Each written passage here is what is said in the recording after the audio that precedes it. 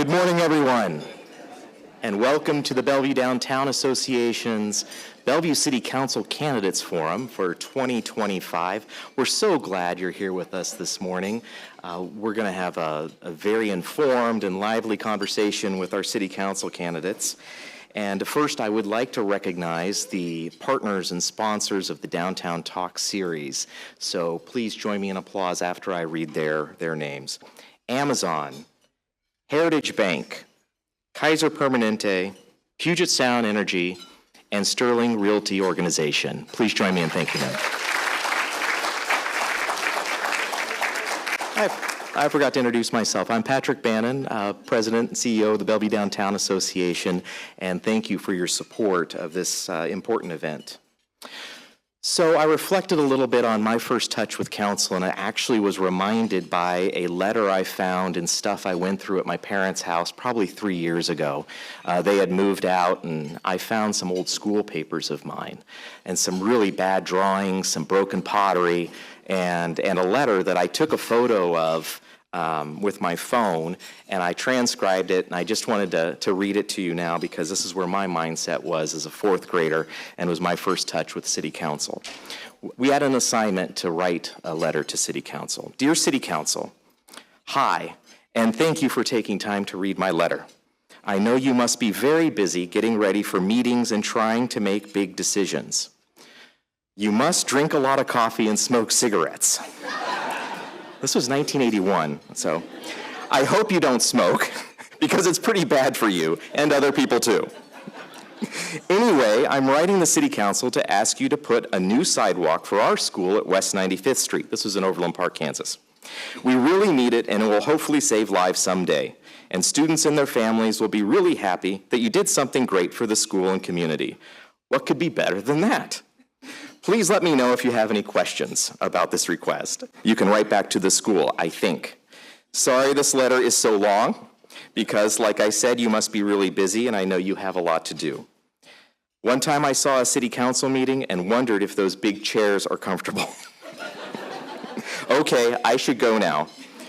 Thank you for your help with the crosswalk. Sincerely, Pat Bannon, Trailwood Elementary, 4th grade. And then there was a note from my teacher on it with an exclamation mark, which I took as a good sign, but she said, and just classic, a story of my life, nice first draft, Pat. So there you go.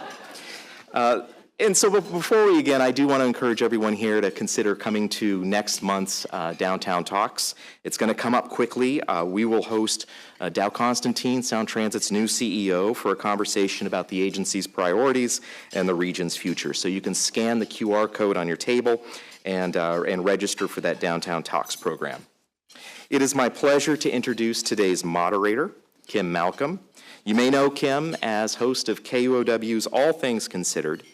She brings years of experience covering local government, politics, and the arts, and we're fortunate to have her leading today's conversation. You may remember Kim from 6 years ago when she moderated our forum at that time. So at this time, please welcome Kim and the candidates to the stage, and thank you again for joining us. Let's get started.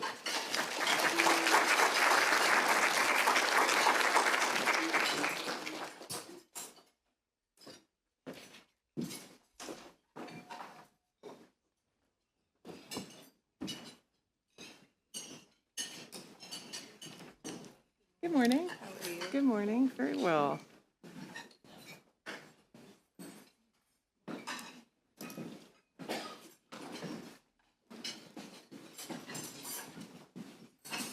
Good morning.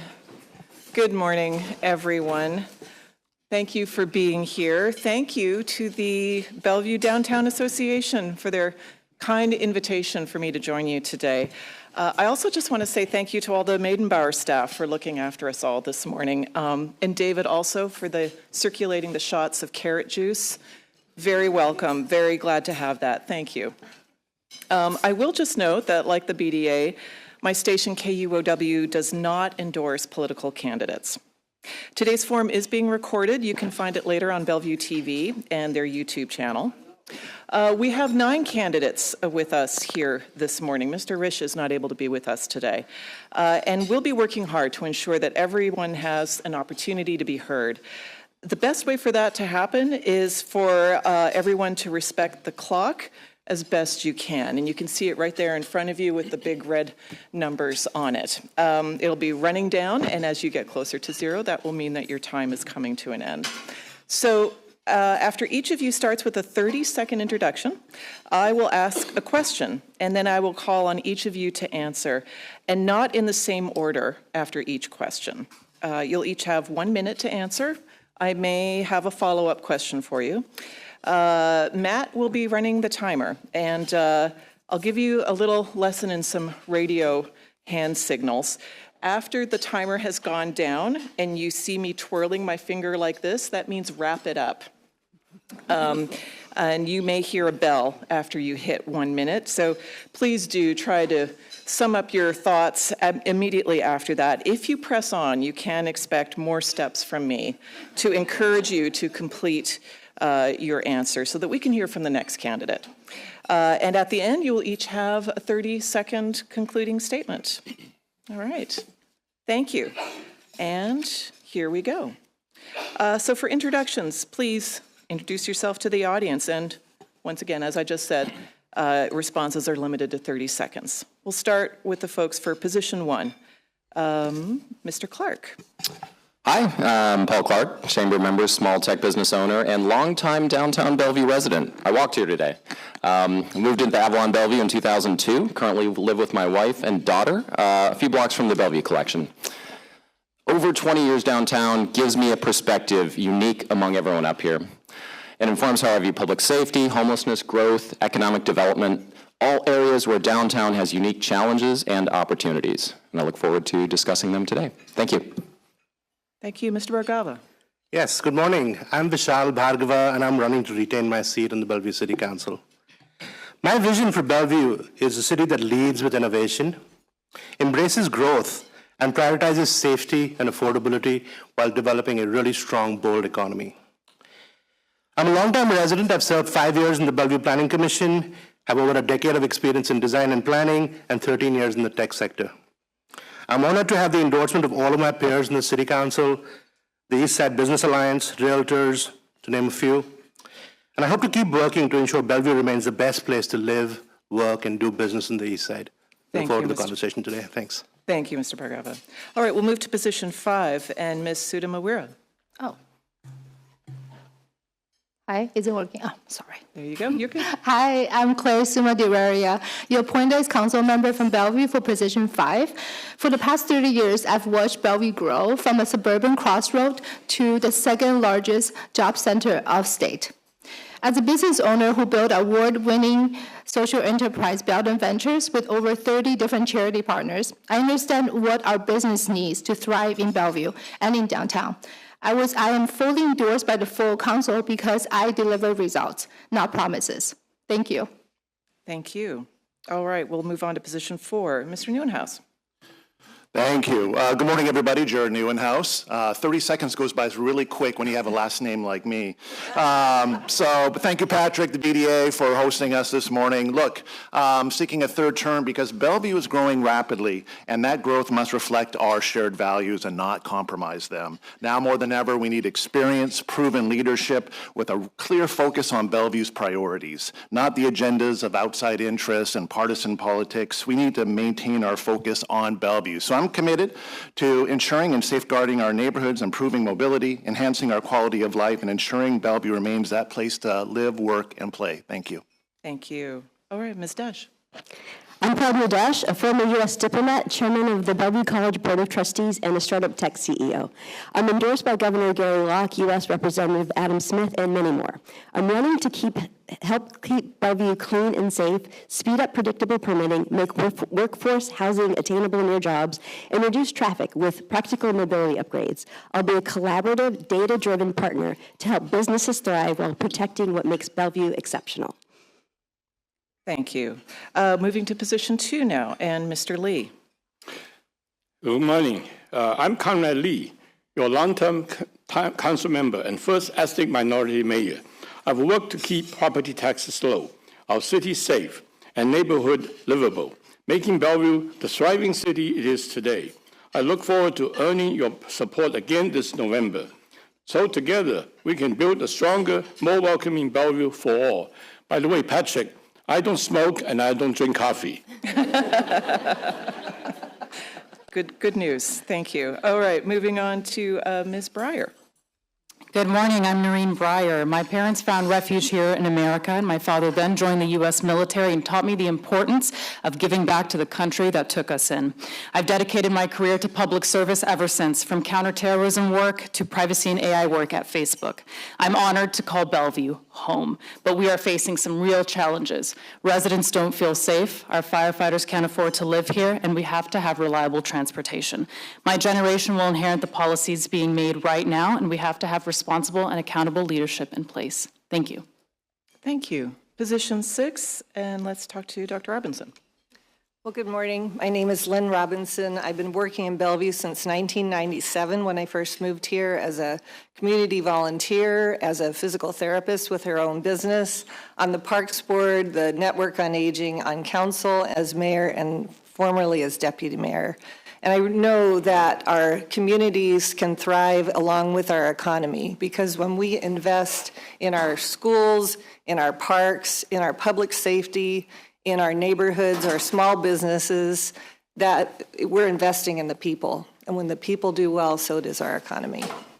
Thank you. And Nicole Myers, please. Hello, my name is Nicole Myers. As a parent, I'm so thankful that Bellevue has been a wonderful place to have kids, and it's so family friendly and safe.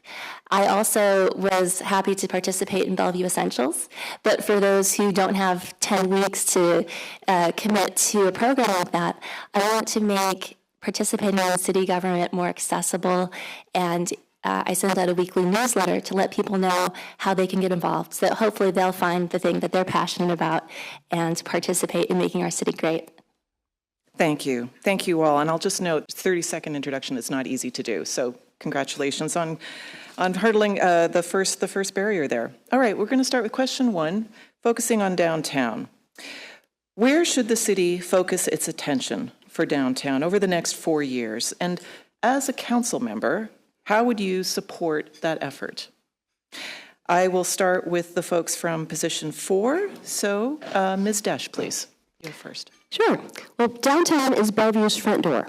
I've started 2 companies with offices in downtown, so I know what employers, customers, and workers need to thrive. We need it to be clean and safe, so that means to fully fund our police, expand co-response teams, keep sidewalks, garages, and transit entrances well lit and well maintained. We also need to make it easy to do business in downtown, so fast-tracked permit lane for tenant improvements at small storefronts, predictable timelines, and a pop-up to permanent pathway to activate vacant spaces. Third is that people need places to live near jobs. So we need to accelerate workforce housing in and around downtown and Wilburton, so that baristas, nurses, tech workers can live close to where they work and keep restaurants and retail vibrant. Fourth is mobility that works. A smooth first and last mile connections to the light rail, smarter curb management for deliveries and rideshare. And then fourth, it's not something I'm going to get to say because my clock is up, but they can come talk to me after. Thank you for respecting that. Mr. Neuenhuis. Thank you. Well, first and foremost, maintain the great environment that we've created in downtown Bellevue. So I want to make sure that from a public safety standpoint, people always feel comfortable going to our wonderful park. They feel comfortable going to our restaurants and to our retail sector. On top of that, we really need to make sure that beyond the public safety piece is that we have a home for our small businesses, which are currently having a very difficult time maintaining a presence in downtown Bellevue. That's for numerous reasons, sometimes public safety, sometimes that might be permitting, that might be other concerns, but that is so important that we continue to have those small businesses that can serve the larger companies and the community at large. And I think the permitting can help, but also the housing and then the mobility as well is critical for us as we continue to grow downtown, as it will continue to be as I'm past my time. Thank you so much. You're doing amazingly well. Thank you all so much. All right, we'll move on to position 1 now, and Mr. Bhargava, your turn. Yeah, thank you. First of all, Bellevue has an amazing downtown, and thank you to everyone in this room to make that happen, it's a really, really great magnet for our region. It's really the heart of our city.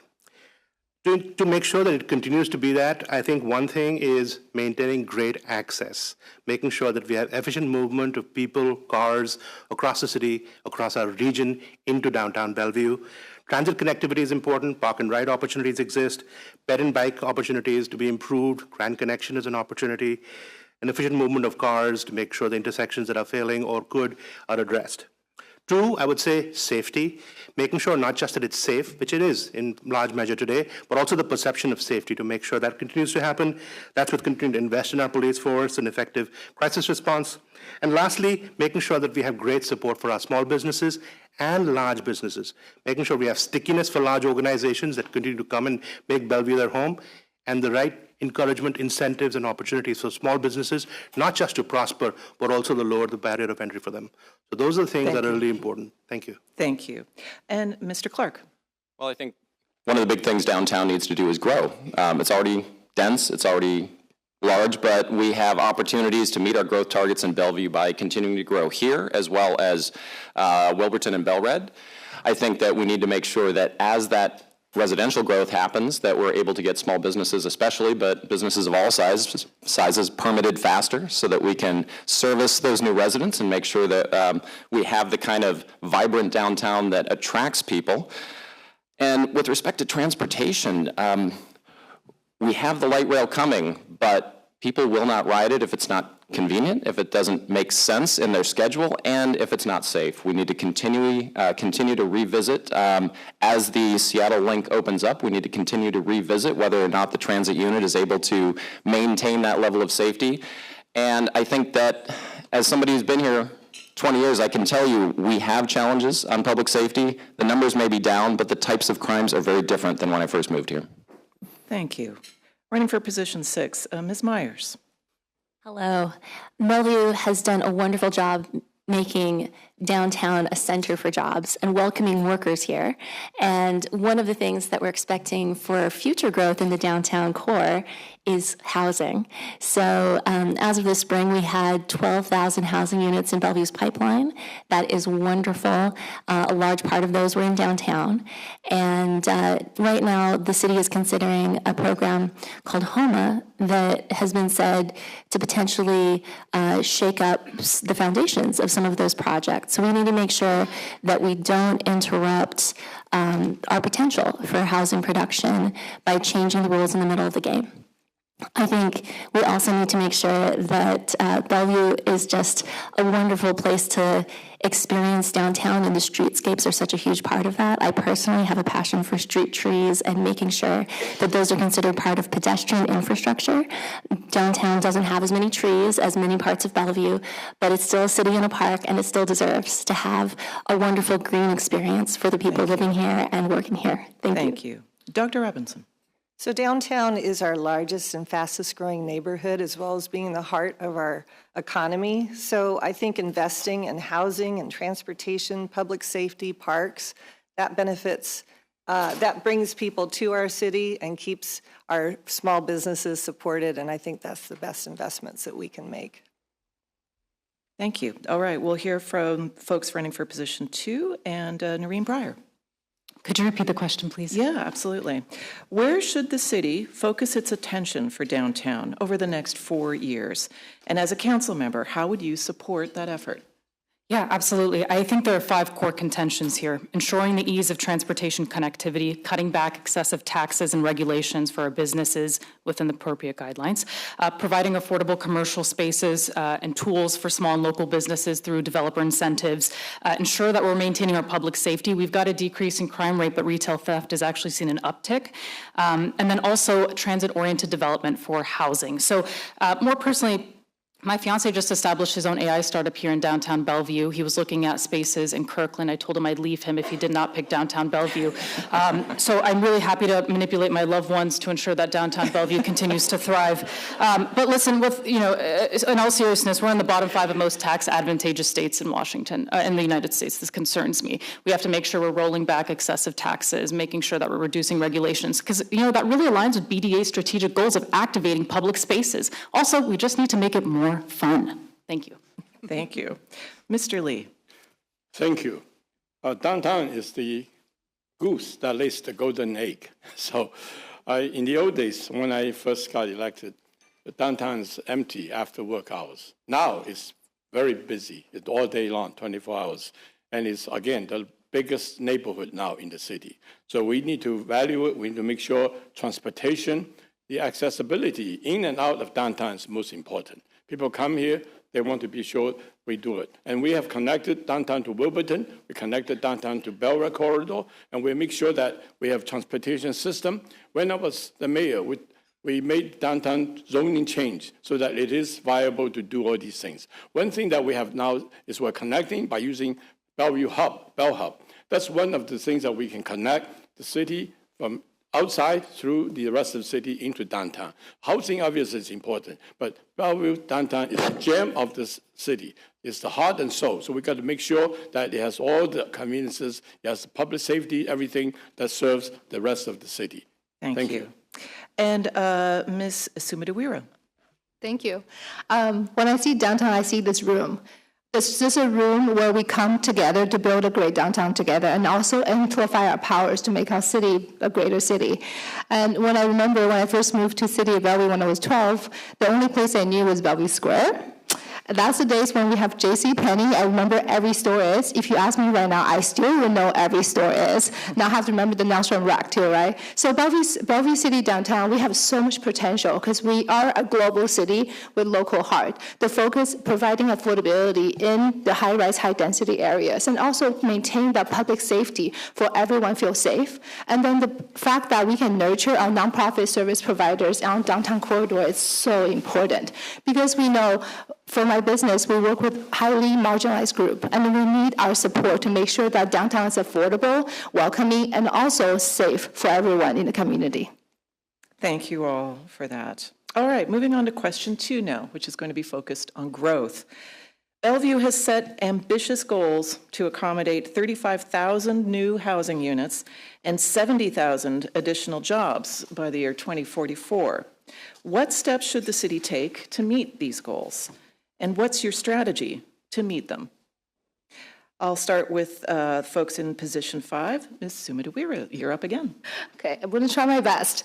It is a very, I would say, very interesting, also creative and exciting opportunity for us to work as a community together. For affordability, I'll give you an example. Right now, the median income is over $157,000 for the median income. And then for the staff, we work at the cafe, which is the retail. The average is about $43,000 per year. So there's a huge gap how we can actually come together collaboratively. One of the things we can focus, provide easy access for permitting for developers, and also like nonprofit partners who's putting the CBO summit, that they want to be part of the solution together. The key is we have to be creative, we have to be innovative, and also be bold about how we can reach. With the council, the collaborative leadership is really important. The commitment, having board affordable housing as first priority, so the teachers, the firefighters, and the people we love can be living where we are is the first goal for what we need to achieve. Thank you. All right, running for position 2, Mr. Lee. Well, downtown is very important. We talk about the increase of population and that housing unit needed. Absolutely. That has to be shared by everybody in the city. We need to consider increasing economy, and people have to be provided livable housing, affordable, and that's applied to everybody, from people who are aging in place and people who are newcomers that are looking for opportunity. And the 70,000 jobs, obviously, it's a good thing. It's a good problem to have because downtown's doing all the right things to attract people to come. It's supply and demand. So we have to continue to make sure that we look at cities' permitting process, streamlining to make building cheaper, lower costs. And we need to make sure that we have the transportation system, all the infrastructure we talk about has to keep us safe. So we cannot do things by wasteful. We have to make sure that we spend money where we need it. We cannot have to cut waste, make sure we're efficient. We can make sure the city is still viable for everybody to living in the high. Thank you. Thank you. Ms. Breyer. Could you repeat the question? Sorry. Yes, absolutely. No, very, very good. Thank you. I'm glad you're asking it. Bellevue has set ambitious goals to accommodate 35,000 new housing units and 70,000 additional jobs by 2044. What steps should the city take to meet these goals, and what's your strategy to meet them? Yeah, absolutely. So listen, I believe in abiding by first principles of the market here. We just increase the housing supply and naturally bring down cost. I think we also need to leverage public and private partnerships when it comes to investing in affordable housing. It was Amazon that set aside $100 million towards affordable homes here in Bellevue. We need to streamline permitting. I cannot talk about how much latency there is in that process right now. Moreover, the more we can reduce latency for users of the permitting process at the inception, at the intake form, would be great. We also have to have outcome-based code, especially as it pertains to critical areas in Bellevue, so we can have consistency for our developers and housing producers. I don't think we can be too prescriptive. When we allow our developers to have flexibility, they can have creative ways to incorporate natural features, especially as Bell Red starts to come up. It was actually, I think, case study of Florence, Italy, where developers centuries ago were able to incorporate natural features and create iconic designs that will then, again, create more attraction and foot traffic to Bellevue. And I'm thinking of, the Wiggs Hilton or Kemper Freeman's the Bellevue will come to mind in terms of overnight stays in Bellevue and increasing tourism. Thank you. Mr. Bargava. Yeah, so we have ambitious growth targets in Bellevue. 35,000 units is a lot over the next 20 years. First, we have to make sure we're growing responsibly. And make sure we have affordability that continues to come to Bellevue with its housing, or also for businesses. We have to make sure we have the right incentive structure to promote small business growth. So that is really important. The other thing is we have to make sure we foster this growth and encourage that to happen. It's not going to happen on its own. And for that, we need the right predictable policy framework. We need to streamline and reduce bureaucracy to make sure that we're getting housing and business growth happening. We have to even put boosts in, like MFTE is a great example, or what we're doing with possibly with AI on permitting. That helps us achieve that growth. That's really important. Infrastructure is a core topic, and we've studied that as part of our comprehensive plan. I spent 5 years in the Planning Commission, and we have the infrastructure. In places where we will need to invest, we have to stay on top of it, and the capital improvements need to happen. And lastly, keep the secret sauce of Bellevue as we grow. Safety and quality of life. That's why we're here. Those are the things to focus on. Thank you. Mr. Clark. So as others have said, growth that brings gridlock, growth that lacks economic opportunity, and growth that is missing green spaces and trails is not going to be successful. And we need to make sure that as we grow, again, in our dense areas, that we are able to provide that infrastructure. And I want to focus more than anything on transportation and parking, because that's the easiest thing to sort of shortchange, so to speak, to make optimistic assumptions about transit adoption that to date have not planned out. We have very high quality deterministic data on transportation. We need to heed that and actually make decisions based on what people are actually doing with their vehicle miles, with their transit miles, and with their pedestrian miles. Parks and open spaces, we actually are starting to form a bit of a park desert up in the northwest corner of downtown. I've been instrumental in making sure that we resolve that in Ashwood Park, and we need to address that elsewhere. And then finally, as others have said, a safe city is not going to be a successful city, and so we must stay on top of safety. Thank you. All right, running for position 6, Dr. Robinson. Oh, this is so fast. It is. Okay. I acknowledge that. All right, so we have seen unprecedented growth in the last 5 years, and at the same time, both in population and in our economy, but at the same time, we're ranked in the top 10 for quality of life in the United States. And that is not by accident. That comes from real good planning and investments in transportation, in housing that's affordable to everybody, in public safety, and in the arts, and all the things that keep a high quality of life in Bellevue. Thank you. And Ms. Myers. In a place like Bellevue that has so many families, you have people basically doing an extra commute because they have kids. And I think our limiting factor for growth is going to be our traffic and congestion situation, and we need to stay on top of that with more transportation investments. But also, we need to make sure that as we plan our growth, we're not spreading it out too thinly. We need it to be in places that can be served by transit that aren't super car dependent. We're currently looking with the critical areas ordinance, which is under consideration now, at potentially selectively upzoning near streams and wetlands and places that are going to be really car dependent. And for every housing unit in a place like that, you actually reduce the potential for housing in our core areas by more than one.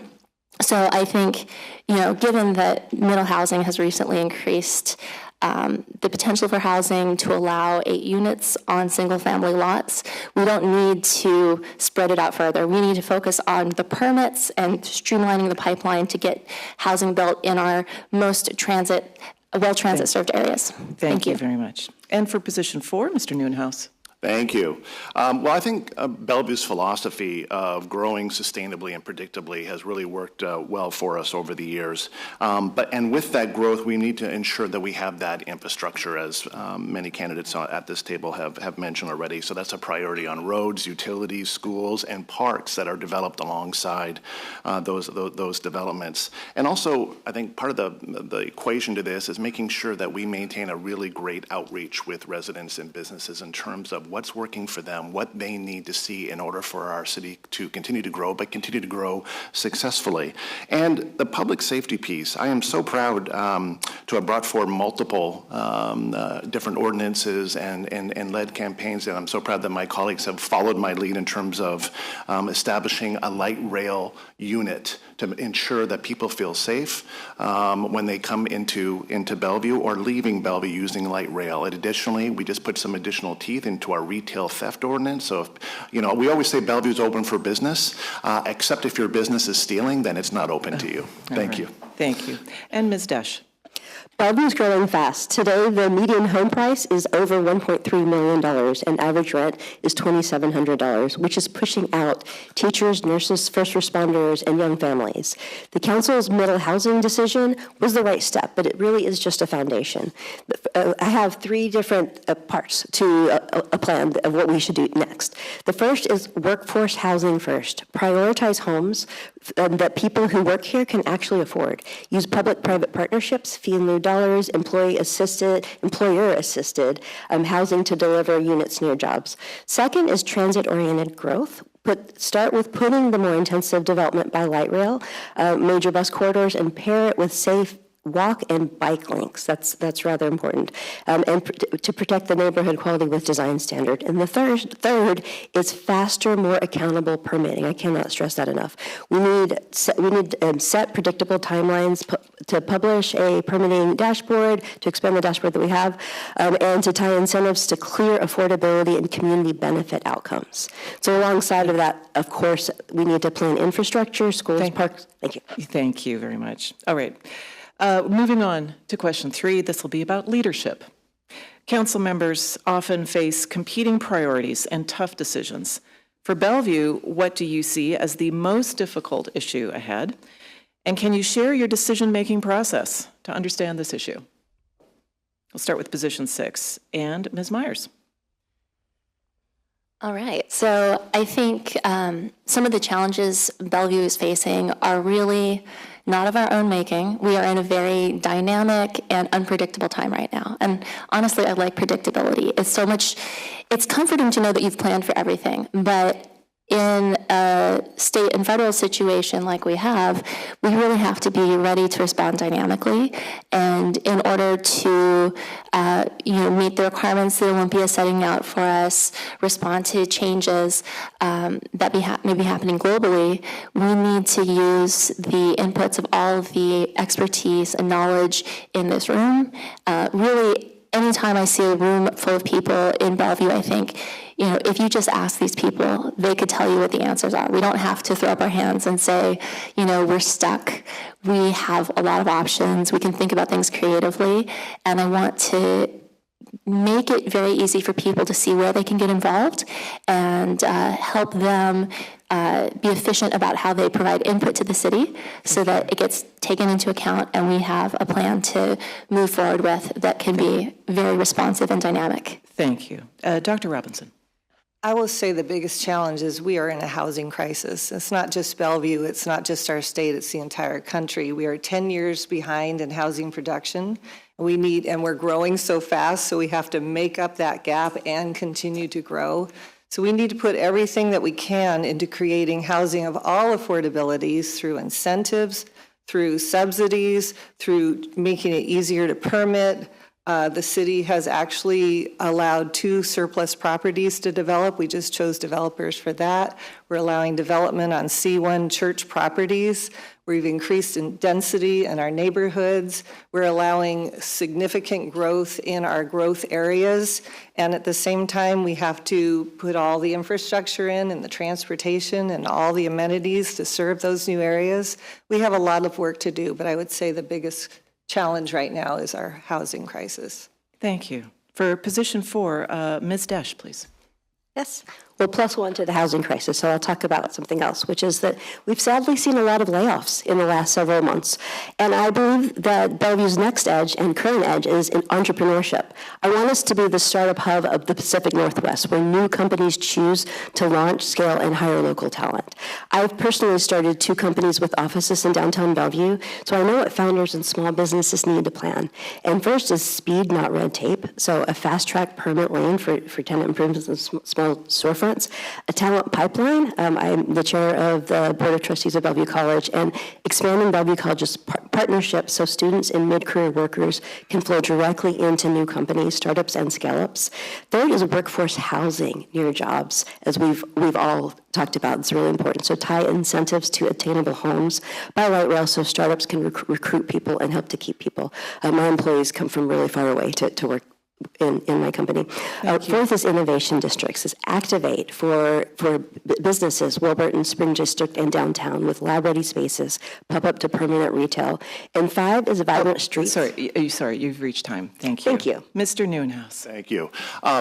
So I'll come from a different perspective, and then I think one of the threats or biggest concerns I have is that part of Bellevue's success has been our nonpartisan collaborative approach. We work well together, we find consensus, and we usually end up with the best solution.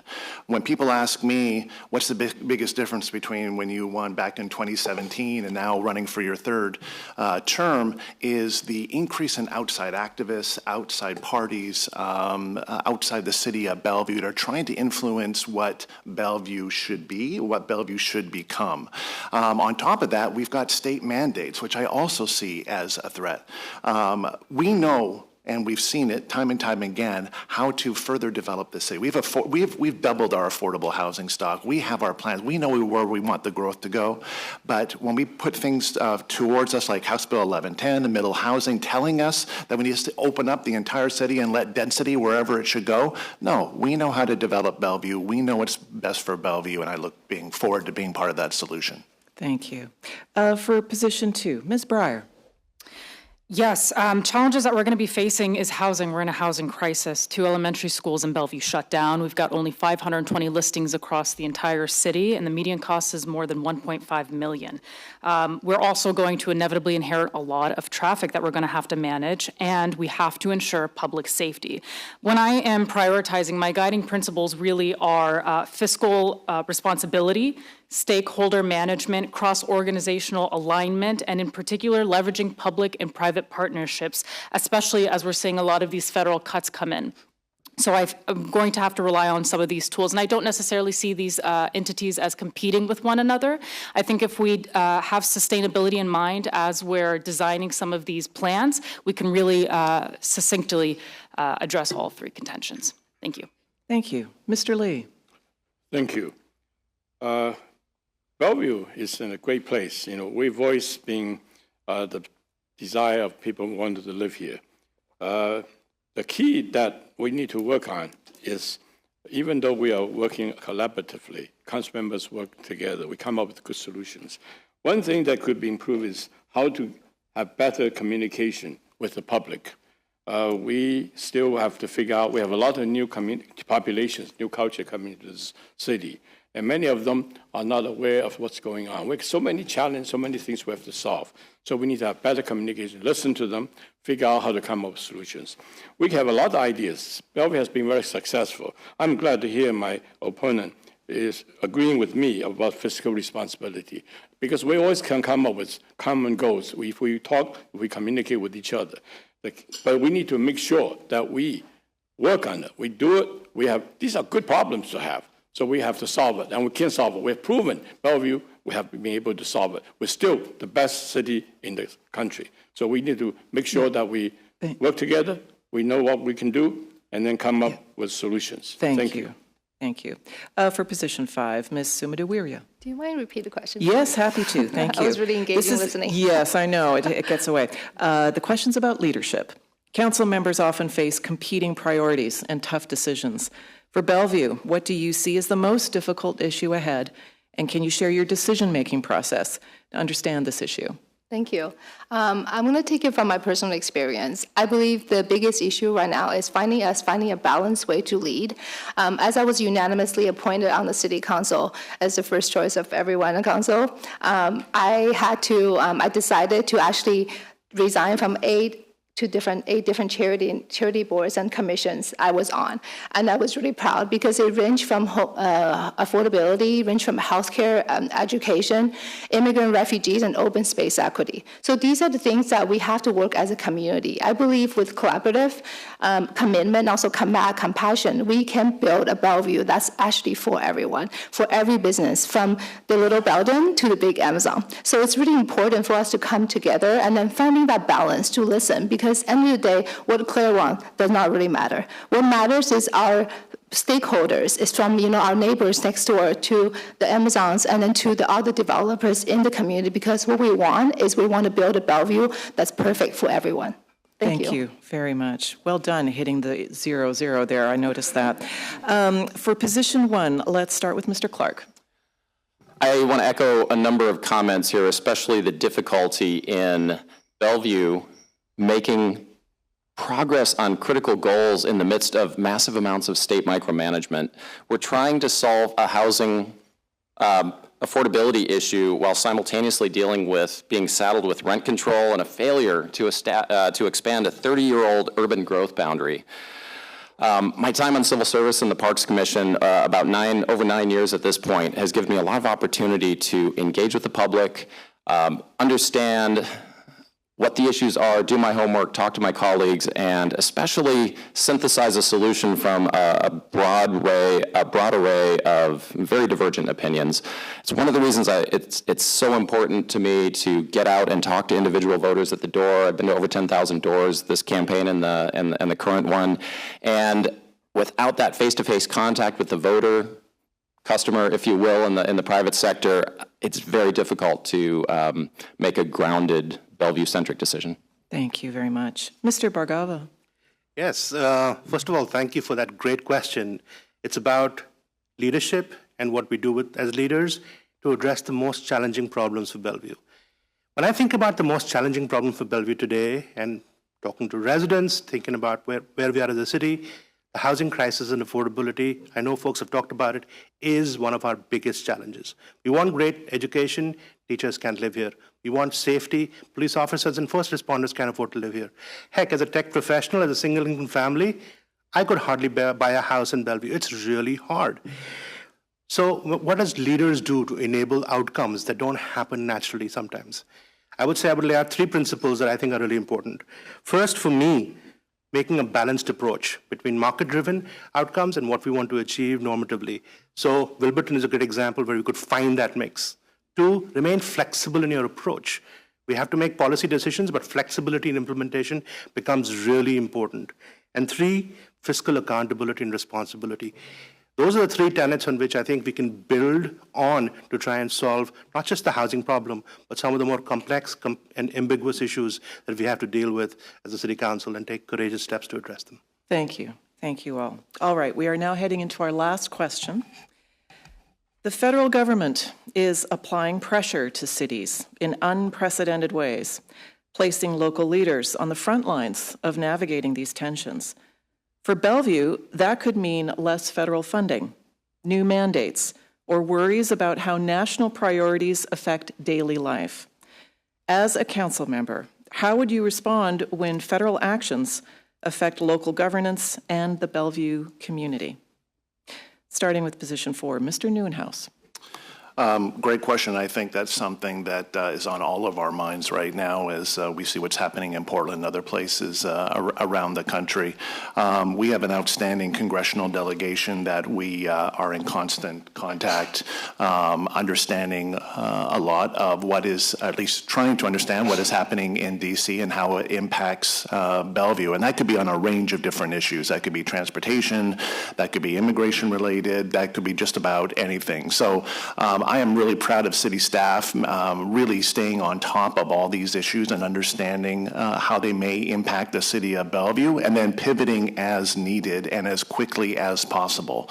And we will continue to work with our congressional delegation on all these issues to understand the impact and then again pivot as needed to maintain what Bellevue is, a city that welcomes the world. Thank you. Ms. Desch. Yes. So I spent many years in Washington, D.C., as well as embassies all around the world. I'm a former U.S. diplomat. And so I have a lot of experience with tough negotiations. And I think we're in the toughest period that really to date that I can think of in the way that federal funding affects our cities, affects our deep priorities. And so it's really important for us to protect what we know are our priorities. And I have the endorsement of Congressman Adam Smith. I work closely with our congressional delegation on I would say a monthly basis. And so advocacy in DC is really important, and it has to be very skilled and very experienced because this is not a time for us to learn how to do advocacy in DC and to understand the way that Congress writes budgets and the way it trades off. So we just have to stay very involved and protect our priorities. Thank you. For position 2, Mr. Lee. It's a very important question that you asked. We have to depend on federal government and state government as well. We need to build relationship with them. I have been in the past very active with National League of Cities, which is a national organization representing all the cities in the country to, number one, to defend us against unfunded mandate. Second, to ask for financial support to do the infrastructure we need that affect us. So it's very important we need to speak out. When the state is passing all kind of tax increases, we need to say no. Then when they require us to do housing mandate without consulting with us, we need to say no. But to do that, we have to do it in a collaborative way. So we need to build relationship. We got to constantly be there, talking to them, respective parties, like Councilmember Newman has mentioned. So we are doing that. I've been very actively involved at all levels. To do that, you have to know people, build relationship, so that they can listen to us, so we can influence them. We can do the things best for the city of Bellevue and our citizens. Thank you very much. Ms. Breyer. Yes, I believe we have to have proactive leadership here, especially in the face of federal cuts. And I believe that the city of Bellevue owes a debt of gratitude to Mr. Lee here. But with all due respect, my opponent contributed $50,000 to Donald Trump's campaign, the same administration that is currently cutting funds for us here in Bellevue. So again, my solution to this is relying on public and private partnerships to fill some of the gaps that we're seeing in our funds. That was Symetra that funded our ice rink. That's more fun, less critical, but still important. Again, it was Amazon that donated $100 million towards affordable housing. We have a history of taking care of things here in-house in Bellevue. It was our private developer, Kevin Wallace, that stepped up and helped take care of the homeless shelter alongside David Bowling when it needed safety features that were critical to having that facility operate year-round, 24/7. Here in Bellevue, we have a unique advantage of leveraging these types of partnerships. So roll back excessive taxes, make sure we're in good standing with our businesses, and take care of things in-house. Thank you. Thank you. For position 6, Dr. Robinson. So we've done this dance before, or 4 years ago, and our city was very successful in maintaining funding. It's a lot more challenging this term. And so we've lost our community development block grant funding. We we've lost transportation funding. This is a real threat to our community. So I say, we get hyper-local, as Noreen Breyer just said. We have a lot of good things happening here, right in our region, and we just have to really capitalize on those opportunities. I think we need to partner with organizations like the Washington Policy Center, who have a good relationship with the current administration, and figure out how to apply for our grants and get the funding that we need. Good news is LIHTC, low-income housing tax credit funds, were expanded. So we'll see a lot more of that kind of funding coming into Bellevue. And we did just receive a large transportation grant.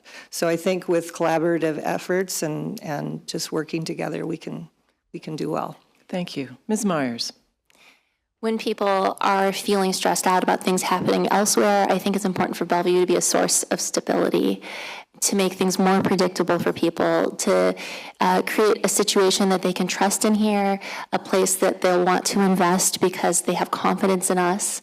And I think, as a community, we've done such a good job already. We do have the fiscal risks associated with so much of our funding coming in from other sources.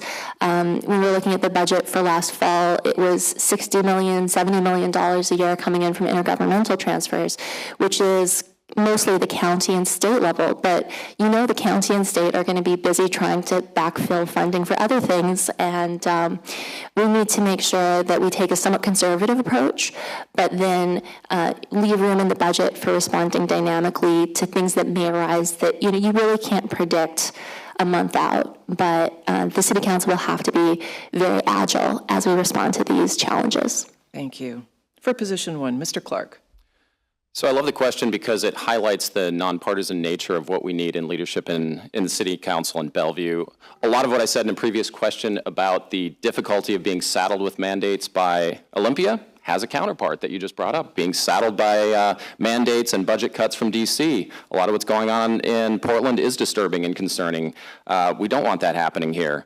I think that careful attention to our legal staff and understanding what the legal ramifications are of a particular response is important.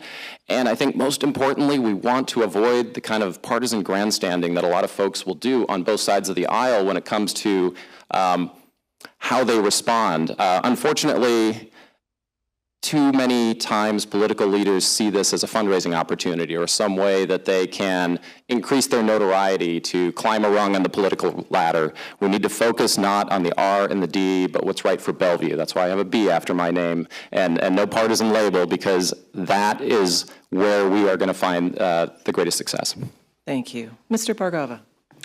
Yes, I think it's about resiliency that we have to build for the city. There's going to be unpredictability. We're seeing a lot of challenges from the federal decisions, funding cutbacks. I would say 3 things. 1, partnerships. Regional partnerships with cities, focus on transportation and key issues, allow us some resiliency. Public-private partnerships, whether it's with Amazon, contributing funds to help our affordable housing, Kemper development, making sure that we have the right retail infrastructure in place, that we're really a magnet for the region, are really important partnerships with lots of organizations if possible. 2, I would say, make sure that we have the right advocacy agenda. We have to make sure that we're putting out our point of view and finding people who are receptive to that. They may not be for all points, but having a really strong advocacy agenda, setting that as a council, that's a really important aspect of making sure we have resiliency. And lastly, local control. Places where things are failing, we have to find ways to take local control. A balanced budget in places where lots of places that's not happening. Bellevue does that. We take fiscal responsibility very seriously. And so those are some of the things that I would talk about as really fundamental primers for us to build resiliency. Thank you. Thank you. And for position 5, Ms. Sumadawiria. Thank you. Over 30 years ago, when I moved to this country, when I was just 12, I just fell in love with every piece of the city because the park and how kind everyone is. But now, fast forward, last Friday, I was giving a speech at the Bellevue School District for the Welcoming Center, where we are welcoming the world. As you know, diversity is our strength. And right now, our city is minority-majority city, which means there's so much to learn from one another, from different culture, different specs. From my firsthand experience with my business, we work with refugees, immigrants all around the world, and we work with survivors of human trafficking. And this year, we started hiring kids with special needs from the school district. These amazing diversities give us so much more opportunity to build about Bellevue together, because together we are always stronger. And what I see can help us is finding the public and private partnership through great communication, also have a common goal to set as our North Star to make Bellevue amazing. Thank you. Thank you. Well, that concludes our questions part of this morning, and now we're going to move to closing remarks. As a reminder, each of you has 30 seconds. And let's start with Ms. Breyer.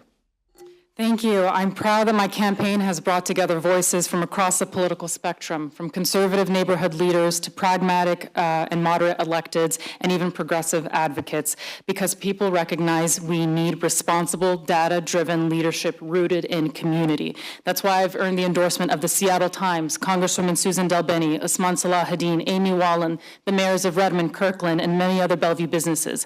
Our city has incredible potential, but we have to ensure that our businesses want to stay here.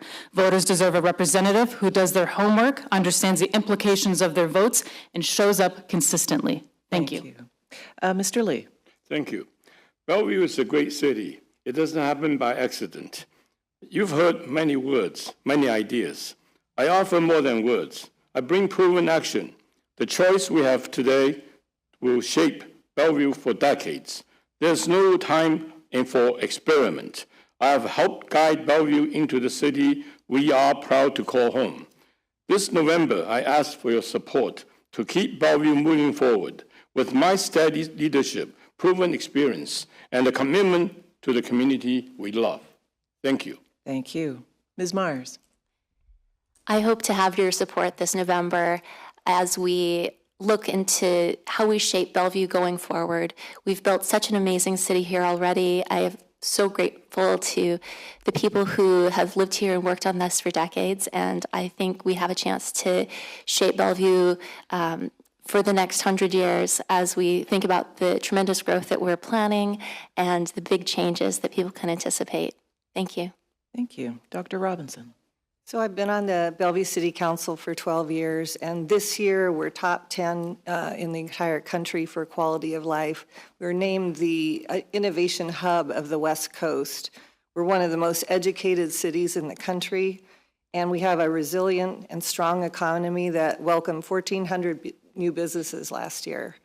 I'm very eager to continue representing the city and our neighborhoods on this council.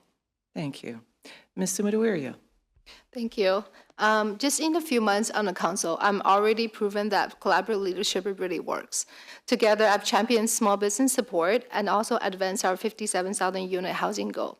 And also working with challenges like the East Side vacancy and different things like affordability, public safety, and togetherness in this community. Did we hit already? 30 seconds? Oh. Did I get a freebie? Yeah, that's it. Okay. Yeah. Thank you. Okay, thank you. That was quick. Mr. Bargava. Okay, thank you again for the opportunity to be here today. As we look ahead, the question for Bellevue is simple. What kind of city do we want to become?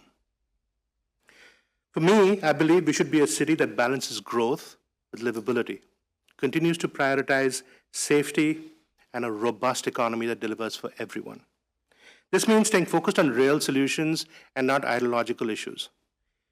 Together, we can build a Bellevue that not only meets the challenges of today, but also seizes the opportunities for tomorrow. And I believe with the partnership we have in this room, we can achieve that vision together. Thank you. Thank you. Mr. Clark. Well, thanks again for being here this morning. When the Seattle Times endorsed me again this year, they said I demonstrated the most extensive knowledge of the city. As I've said, I'm the only longtime downtown resident up here, and crucially, I'm the only nonpartisan candidate in my race. Despite not relying on partisan connections, I won the primary, raised more money, knocked on far more doors. That kind of pragmatic, hardworking, nonpartisan leadership has made Bellevue what it is today. Please join me to keep Bellevue on track. Thank you. Ms. Desch. Bellevue's at a turning point, and I'm ready to deliver. I'm a former U.S. diplomat. I'm a Bellevue CEO who started 2 companies downtown and the chairman of the Bellevue College Board of Trustees. I'll tackle what families and employers feel every day: attainable housing near jobs, clean and safe streets, reliable mobility to and through downtown, and a true startup and company-friendly economy. I'll act, measure results, and adjust. No endless studies. I'd be honored to earn your vote for Bellevue City Council Position 4 so we can build a thriving, welcoming Bellevue together. Thank you. And Mr. Noonhouse. Thank you. Well, I'm proud to be endorsed by a broad coalition of trusted organizations, neighborhood leaders, and public officials from across the political spectrum. From labor unions and first responders to industry associations and community groups, they know my record. They know my collaborative approach, and they want to see more. They know that I deliver results, and they know I'll keep fighting for a Bellevue that works for everyone. To learn more about my priorities, my accomplishments, endorsements, please visit jaredforbellevue.com, and I hope to earn your vote. Thank you. Well, thank you all for your attention to the candidates. Thank you for your attention to all of us today. Congratulations on very excellent clock management today, this morning. I'll hand things over now to Patrick.